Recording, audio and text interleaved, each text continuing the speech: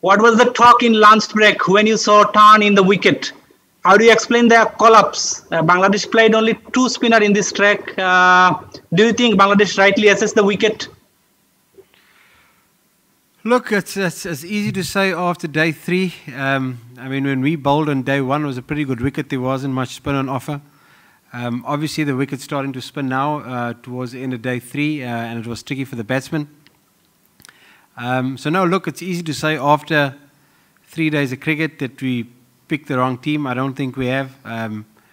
We've got a balanced bowling attack. We've got an attack that we think we can get 20 wickets with. But when we bowled, there wasn't much on offer for the batsmen, for the bowlers. But there obviously is much. There is quite a bit on offer for the spinners as it is now. How do you explain this collapse? What was the talk in lunch break? Look, it's a combination of a few factors, I suppose. I think guys have just spent so much time in the field over the last 4 or 5 days. They're probably a little bit mentally fatigued after being in the field for so many overs. I think we've been in the field for about 370 overs in the last 4 or 5 days, and that obviously wears you down as a cricketer, physically and mentally. So that could be one of the reasons. Obviously, there were 1 or 2 soft dismissals, but we've still got a second innings. We've got to make sure we get ourselves mentally prepared for, and I think that's going to be important for us. Ruben, your question, please.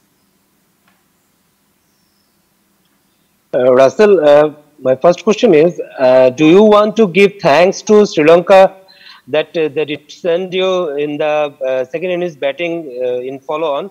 And another one I want to know, that do you think that is this the lacking of Bangladesh cricketers, that they didn't play much first-class matches in their country? Look, there's still a lot of cricket to be played here. There's no need to be thanking Sri Lanka for anything. There's a lot of cricket to be played over the next couple of days. As you can see, obviously not that easy to bat now. And regarding Bangladesh first-class cricket, obviously with COVID and all sorts of things happening at the moment, it's been difficult. I know there were a few rounds scheduled and had to be postponed after the first round or maybe the second round. So the guys didn't get in a lot of 4-day cricket. But like I said, that's no excuse. We prepared really well. We played really well in the first test. But probably just mentally fatigued this afternoon and in today's performance. Well, Russell, obviously Tamim came out with a lot of shots against the 2 spinners, and then Mushfiq also looked comfortable at times, hitting 6 or 7 boundaries of the spinners, and then Mominul also wasn't looking that bad. You think the collapse or their dismissals were more down to mental fatigue, or do you think it had to do with the pitch or the bowler? Yeah, look, I suppose a combination of both. The 3 of them were looking set and playing well, but like I said earlier, the guys have worked really hard. They've been trying really hard. They've putting in the hours in the field. They've been putting in the hours in the nets.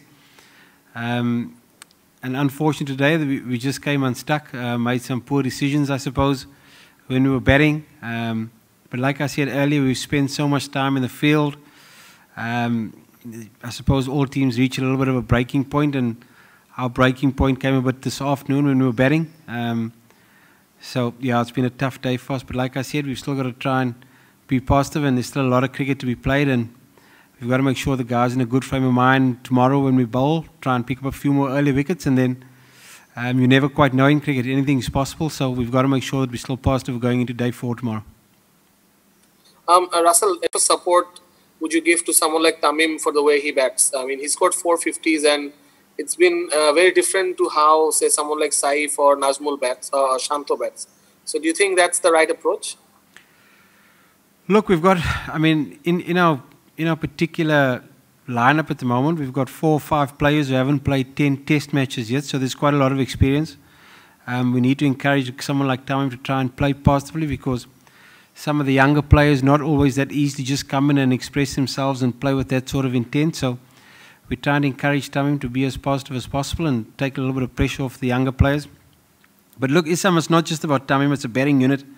There's 6 or 7 batters there that all need to contribute and all need to build partnerships. So whilst Tamim's played really well, the focus shouldn't just be on one particular player. It's a batting unit that we need to try and support and identify roles for and make sure that we try and get better. I think that's the most important thing. We've got some younger players who need to step up and put in some big performances. And we've got to make sure we keep giving them opportunities to try and develop the game so that they can get to the levels of Tamim and Mushfiq in time to come.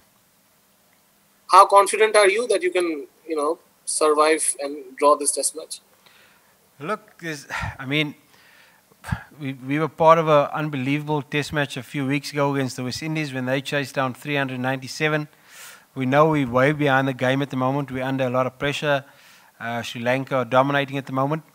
But if we can pick up 2 or 3 early wickets tomorrow morning and cause a little bit of jitters in the change room, you never quite know. Somebody comes out and plays a great inning, so we've got to remain positive going into day 4 tomorrow. Last question, Shubroto.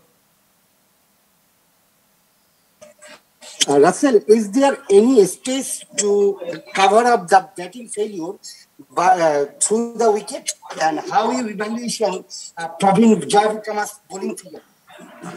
I can't hear you, sir. You need to repeat that, please. Is there any space to cover up batting failure by using the wicket?